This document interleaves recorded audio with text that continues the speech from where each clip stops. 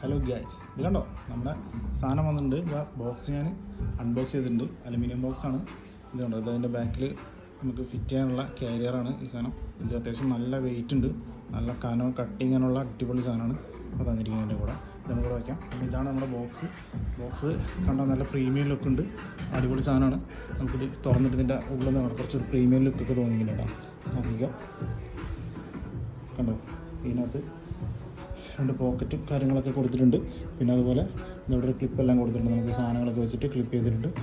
ഒട്ടും അത് സാധനങ്ങൾ കൂടെ വൈബ്രേറ്റ് ഒന്നും ആവില്ല, കറക്റ്റായിട്ട് സെറ്റായിട്ട് നിന്നോളും. ആ രീതിക്ക് ഒരു ബോക്സ് മേക്ക് ചെയ്ത് തന്നിട്ടുണ്ട്.